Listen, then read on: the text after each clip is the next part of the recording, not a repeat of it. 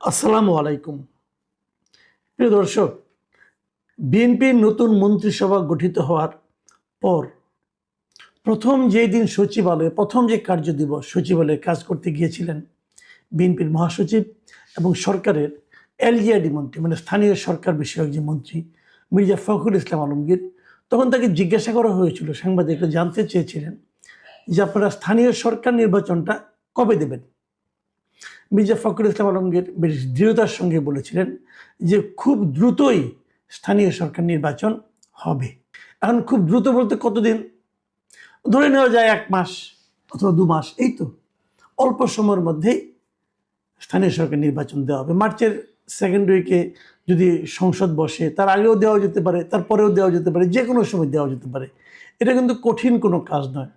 এখন বলে দিলে কালকে থেকে হয়তো নির্বাচনের তফসিল ঘোষণা করে, নির্বাচনের প্রস্তুতি নেবে, নির্বাচন কমিশন তফসিল ঘোষণা করবে, তারপর হয়তো 1.5-2 মাসের একটা প্রক্রিয়া। এই স্থানীয় সরকার নির্বাচন কিন্তু আরও আগেই হওয়ার কথা ছিল। মানে অন্তর্বর্তীকালীন সরকারও বলেছিলেন তারা জাতীয় নির্বাচনের আগে স্থানীয় সরকার নির্বাচন দেবে, তখন বিএনপি রাজি হয়নি।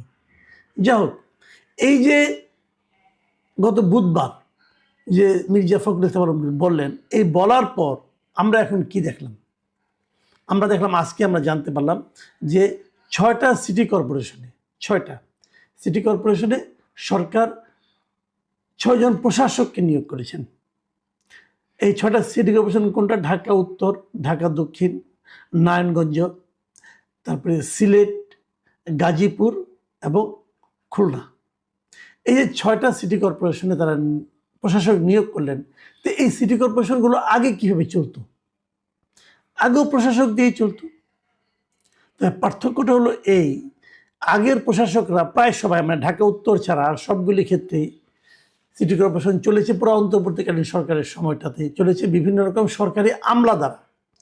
একমাত্র উত্তরে একজন আমলার বাইরে একজন বেসরকারি ব্যক্তি, উনি মোহাম্মদ এজাজ নামে এক ব্যক্তি, উনি এখানে সিটি কর্পোরেশনের মেয়র হিসেবে ওনাকে নিয়োগ দেওয়া হয়েছিল। অনেকটা প্রশাসকের মতোই ছিলেন এবং সেই নিয়োগের পেছনে অন্তর্বর্তীকালীন সরকারের একজন উপদেষ্টা আসিফ মাহমুদ সজীব ভুঁইয়ার সরাসরি ভূমিকা ছিল, কারণ উনি চিঠি লিখে বলেছিলেন যে তাকে দেওয়া হোক। তো সে নিয়োগ পাওয়ার পর কী অপকর্ম কুকর্ম করেছে, কি কি স্ক্যান্ডাল হয়েছে, তার অনেকে আপনারা জানেন। এর মধ্যে তার নামে দুদকে মামলা হয়েছে এবং এই ভদ্রলোক যাতে দেশ ত্যাগ করতে না পারেন তার উপর নিষেধাজ্ঞাও জারি করা হয়েছে। তো এই হলো অবস্থান। তারপরে ওনার বিদায়ের পর তারপরে সরকার আরেকজন, মানে আপনার অতিরিক্ত সচিবকে সেখানে উপদেষ্টা হিসেবে নিয়োগ দিয়েছেন। তারপরে সবগুলোতে প্রশাসক হিসেবে নিয়োগ আছে, কাজ করছে। এগুলোকে সবাইকে সরিয়ে এই যে 6 জন প্রশাসক নিয়োগ করেছে বর্তমান সরকার, এটা ভালো কি মন্দ সেটা হয়তো পরে বিচার হতো, কিন্তু প্রশ্ন হচ্ছে প্রকাশক হিসেবে তারা কাদেরকে নিয়োগ করেছে? প্রশাসক চেঞ্জ হতে পারতো, কোনো প্রবলেম নাই, কিন্তু যাদেরকে তারা নিয়োগ দিল চেঞ্জ করে, তাদের নিয়ে আপত্তিটা তাদের ব্যক্তিগত চারিত্রিক কারণে নয়, আপত্তি হলো তাদের গোষ্ঠীগত চরিত্রে। গোষ্ঠীগত মানে বলছি আমি, যে 6 জনকে নিয়োগ দিয়েছে, এই 6 জনকে আপনি একভাবে চিনতে পারবেন। সেটা হলো কি, এরা 6 জনই বিএনপির নেতা, যার যার এলাকায় প্রত্যেকে বিএনপির নেতা, এবং এরা কেন্দ্রীয় নেতা, কেউ আঞ্চলিক নেতা, কেউ কেউ কেউ বিএনপির নমিনেশন পেয়ে নির্বাচনে হেরেছেন, তারপরে তাকে দেওয়া হয়েছে। আবার কেউ কেউ তাকে নমিনেশন দেওয়া হয়নি, তখন তাকে হয়তো পুরস্কার হিসেবে এটা ধরিয়ে দেওয়া হয়েছে। কাজটা কি ভালো হলো? এটা নিয়ে কোনো ব্যাখ্যার দরকার নেই। আমার বিবেচনা এটা একটা ভয়ঙ্কর খারাপ কাজ হয়েছে। একটা খুবই খারাপ উদাহরণ বিএনপি এই নিয়োগগুলির মাধ্যমে তৈরি করল। দেখুন, আমি তার আগে বলে নেই কারা কারা এখানে হয়েছে। ঢাকা দক্ষিণ সিটি কর্পোরেশনে এখানে আব্দুল সালাম সাহেবকে দেওয়া হয়েছে। আব্দুল সালাম সাহেব বিএনপির প্রবীণ নেতা। উনি অনেক আগে, একসময় এই যখন অবিভক্ত যখন সিটি কর্পোরেশন ছিল, তখন এটা সম্ভবত এরশাদের আমলে, তখন উনি এই সিটি কর্পোরেশনের ডেপুটি মেয়র ছিলেন, অনেক আগে। কিন্তু তার মানে আজকের থেকে প্রায় আপনার 30-40 বছর আগের কথা বলছি আমি, উনি এখানকার ডেপুটি মেয়র ছিলেন। তার মানে উনি এই পদের জন্য যে যোগ্য ব্যক্তি, কোনো সন্দেহ নাই। এবার উনি যখন মনোনয়ন না পেলেন, তখন আমি একটু চিন্তা করলাম, তো ওনার মতো সিনিয়র লিডারকে মনোনয়ন দেওয়া হলো না কেন? পরে শুনলাম যে না, ওনাকে ঢাকা দক্ষিণের মেয়র বানানো হবে, এই জন্যই তাকে মনোনয়ন দেওয়া হয়নি। তো মেয়র বানানো হবে কিভাবে? মেয়র বানানোর জন্য তাকে ইলেকশন করতে হবে। ইলেকশন করলে কে দাঁড়াবে না দাঁড়াবে এটা তো আমরা জানি না। হয়তো ইলেকশনের জন্য অপেক্ষা করতে পারছিলেন না, দিয়ে দিলেন মেয়র হিসেবে নির্বাচন, তার প্রশাসক হিসেবে নিয়োগ করে দিলেন। মানে উনি ভার্চুয়ালি মেয়রের মতোই কাজ করবেন। আচ্ছা ফাইন। তারপরে আমরা ঢাকা উত্তরের কথা বলি। ঢাকা উত্তরে নতুন প্রশাসক নিয়োগ করা হয়েছে মিস্টার শফিকুল ইসলাম খানকে। এই শফিকুল ইসলাম খানকে উনি হলেন গিয়ে এই যে মিরপুরের একাংশ কাফরুল, কাজীপাড়া, শেওড়াপাড়া এই এলাকাটা নিয়ে যে সংসদীয় এলাকা ছিল ঢাকা 15, এই এলাকায় তিনি বিএনপির পদপ্রার্থী ছিলেন। এখানে উনি নির্বাচনে হেরে গেছেন জামায়াতের আমির ডক্টর শফিকুর রহমানের কাছে। সম্ভবত এই পরাজয়ের সান্ত্বনা হিসেবে ওনাকে ঢাকা উত্তরের নতুন প্রশাসক হিসেবে নিয়োগ দেওয়া হয়েছে। এর আগে উনি যুবদলের কেন্দ্রীয় কমিটির সহসভাপতি ছিলেন। তাছাড়া তিনি ঢাকা মহানগর উত্তর যুবদলের সদস্য সচিবও ছিলেন। শফিকুল ইসলাম খান কেমন লোক কি সমাচার সেটা ব্যাপার না, ব্যাপারটা হলো উনি মেয়র কাজের জন্য মানে মেয়র হিসেবে প্রশাসক হিসেবে কাজ করার জন্য ওনার কোনো অভিজ্ঞতা নাই এবং উনি বিএনপির নেতা একজন। আচ্ছা, খুলনা সিটি কর্পোরেশনে সেখানেও দেওয়া হয়েছে একজন হারু পার্টির কাছে, বিএনপির খুব প্রবীণ নেতা, অনেক দিন ধরে বিএনপি আগলে রেখেছেন মিস্টার নজরুল ইসলাম মঞ্জু। উনিও কিন্তু এবার নির্বাচনে খুলনা 2 আসনে মানে সোনাডাঙ্গা ও সদর এই আসনে ধানের শীষের প্রার্থী ছিলেন এবং উনি জামায়াতে ইসলামের খুলনা মহানগর শাখার সাধারণ সম্পাদক শেখ জাহাঙ্গীর হোসেন বেলালের কাছে নির্বাচনে পরাজিত হয়েছেন। এখন এই পরাজয়ের পর ওনার মনে নিশ্চয়ই কোনো মনোবেদনা তৈরি হয়েছে। সেই মনোবেদনা লাঘবের জন্য ওনাকে আরও বড় পদে মানে ওনাকে মেয়র পদে মনোনয়ন দেওয়া হয়েছে। মেয়র ঠিক নয়, প্রশাসক।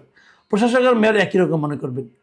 গাজীপুর সিটি কর্পোরেশন সেখানেও মেয়র হয়েছে নতুন একজন মেয়র মানে নতুন একজন প্রশাসক নিয়োগ করা হয়েছে মিস্টার শওকত হোসেন সরকার। এই শওকত হোসেন সরকার গাজীপুর মহানগর বিএনপির সভাপতি। উনি অনেক দিন ধরে 2013 সালে যখন গাজীপুর হয় সিটি কর্পোরেশন হয় তার আগে তিনি ওই এলাকার যে কাশিমপুর ইউনিয়ন আছে একটা, সেই কাশিমপুর ইউনিয়নের চেয়ারম্যান ছিলেন। এই পদে তার বাবাও চেয়ারম্যান ছিলেন গিয়াসউদ্দিন সরকার, তার চাচা সোহরাবুদ্দিন সরকার তিনিও চেয়ারম্যান ছিলেন, এমনকি তার দাদা জাবেদ আলী সরকার তিনিও এখানকার চেয়ারম্যান ছিলেন। তো উনি অনেকদিন ধরে চেয়ারম্যান ছিলেন কাশিমপুর ইউনিয়নে। এবার উনি গাজীপুর সিটি কর্পোরেশনের প্রশাসক হিসেবে নিয়োগ পেলেন। এখানে কিন্তু আগে মানে আওয়ামী লীগ আমলের শেষ দিকে জাহাঙ্গীর আলম ছিলেন মেয়র। যাই হোক, তারপর Narayanganj city corporation. Narayanganj city corporation বললেই কিন্তু আমরা বুঝি যে সেরেনা হায়াত আইভি উনি এখানকার মেয়র ছিলেন। এই সেরেনা হায়াত আইভির কাছে 2016 সালে যে নির্বাচনটা হয় সেই নির্বাচনে এখানে মেয়র বিএনপির হয়ে প্রার্থী ছিলেন সাখাওয়াত হোসেন খান এবং তখন তিনি 78,900 ভোটে হেরে গেছিলেন। সেই হারা লোকটাকে এবার নারায়ণগঞ্জের মেয়র হিসেবে মনোনয়ন দেওয়া হয়েছে। মেয়র হিসেবে তো নয়, মেয়র হয় না আপনারা, এটা হলো প্রশাসক হিসেবে নিয়োগ দেওয়া হয়েছে। এবং উনি এমনিতেও নারায়ণগঞ্জ মহানগর বিএনপির সিনিয়র সহসভাপতি। সিলেট সিটি কর্পোরেশনের কথা ধরেন, সিলেট সিটি কর্পোরেশনের প্রশাসক নিয়োগ করা হয়েছে আব্দুল কাইয়ুম চৌধুরীকে। এই আব্দুল কাইয়ুম চৌধুরী কিন্তু একসময় সাবেক অর্থমন্ত্রী ছিলেন যে সাইফুর রহমান সাহেব, ওনার রাজনৈতিক সচিব ছিলেন। কিন্তু উনি এইবার সিলেট 3 আসন থেকে মনোনয়ন চেয়েছিলেন, দক্ষিণ সুরমা, ফেঞ্চুগঞ্জ, বালাগঞ্জ, কিন্তু তিনি মনোনয়ন পায়নি। এই আসনে মনোনয়ন পেয়েছে যুক্তরাজ্য বিএনপির সদ্য সাবেক সভাপতি এম এ মালিক। তো ওনাকে নির্বাচন দেওয়া হয় না, পর ওনাকে দায়িত্ব দেওয়া হয়েছিল যে এই সিলেট জেলার যতগুলি সংসদীয় আসন আছে সবগুলি আসনের যারা নাকি প্রার্থী তাদের নির্বাচনী সমন্বয়ক হিসেবে কাজ করার জন্য। উনি কাজটা ভালোভাবে করেছেন এবং হয়তো তারই পুরস্কার হিসেবে ওনাকে সিলেটের এখন প্রশাসক হিসেবে নিয়োগ করা হয়েছে।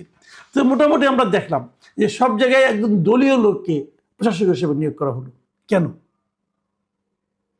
সরকার ইচ্ছা করলে পারে, কিন্তু এই কাজটা কি ভালো হলো? আপনি তো নির্বাচন দিবেন, আপনি অনির্বাচিত ব্যক্তিকে দিলেন কেন? যদি প্রশাসকে নিয়োগ করতে হয় তাহলে তো সরকারি লোককে প্রশাসক নিয়োগ করেন।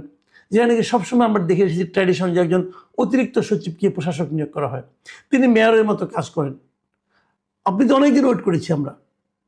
আর আপনি যাকে দিলেন তিনিও তো আগামী যখন নির্বাচন হবে তখন তো নির্বাচনে অংশ নেবেন, সেই নির্বাচনে উনি হারতেও পারেন। ধরা যাক হাইপোথেটিক্যালি আপনি নির্বাচন দিলেন, সবাই জিততে পারলো না, কেউ না কেউ হেরে গেল। যে হেরে গেল সে তাহলে মেয়র হওয়ার যোগ্য না, মানে অন্তত পক্ষে ওই এলাকার যা নাকি জনগণ আছে, ভোটার আছে, তারা মনে করছে যে এই লোকটা মেয়র হওয়ার যোগ্য না, কাজে তাকে ভোট দিলাম না। যে মেয়র হওয়ার যোগ্য না তাকে আপনি প্রশাসক বানালেন কেন? প্রশাসক আর মেয়র কিন্তু মোটামুটি ভার্চুয়ালি একই কাজ করেন, একই ধরনের ক্ষমতা তারা ভোগ করেন। তো যিনি মেয়র হওয়ার যোগ্য নয় বলে জনগণ রায় দিল, তাকে আপনি আগে প্রশাসকটা বানালেন কেন? তাকে পুরস্কার দেওয়ার জন্য। এই পুরস্কারটা আপনাকে দিতে পারেন। সিটি কর্পোরেশনটা তো বিএনপির প্রপার্টি না, এটা মাথায় রাখতে হবে। এই সিটি কর্পোরেশনগুলি কি বিএনপি প্রপার্টি না? বিএনপিকে জনগণ দায়িত্ব দিয়েছে সরকার পরিচালনার জন্য, এবং সরকার পরিচালনার ক্ষেত্রে এই যে সিদ্ধান্তটা, এটা কি ভালো কোনো সিদ্ধান্ত হলো? এটা কি একদম নিরপেক্ষ কোনো সিদ্ধান্ত হয়েছে? কেন এটা করলেন আপনারা? আমরা কিন্তু বিএনপিকে অন্যরকম ভাবছি এখন। আমরা শুরু থেকেই বলছি যে বিএনপি আমাদের গতানুগতিক রাজনৈতিক দলগুলোর মতো আচরণ করছে না, তারা অন্যরকম একটা সবার জন্য সরকার, সবার হয়ে নিরপেক্ষ আচরণ করার চেষ্টা করতেছে। আমরা সেটা প্রশংসা করছি। অন্তত পক্ষে 7-10টা দিন আমাদেরকে দেন প্রশংসা করার জন্য। আমাদের এই সুযোগটা আপনারা নিয়ে নেবেন। এরকম এত দলীয় সিদ্ধান্ত এর আগে কোনো দলীয় সরকারও নেয় নাই। এর আগে কোনো সরকার এরকম ভাবে সিদ্ধান্ত নেয় নাই। আওয়ামী লীগ আমলে দেখি নাই যে এইভাবে 6-7টা সিটি কর্পোরেশনে নিজের দলের লোককে প্রশাসক বানাই দিতে দেখিনি এর আগে। এবার দেখলাম। তাহলে বিএনপি কি আওয়ামী লীগের সঙ্গে কম্পিটিশনের নামছে? যে দলীয়করণ কাহাকে বলে, কত প্রকার কি কি আসর দেখাই দেয়, নাকি এটা কি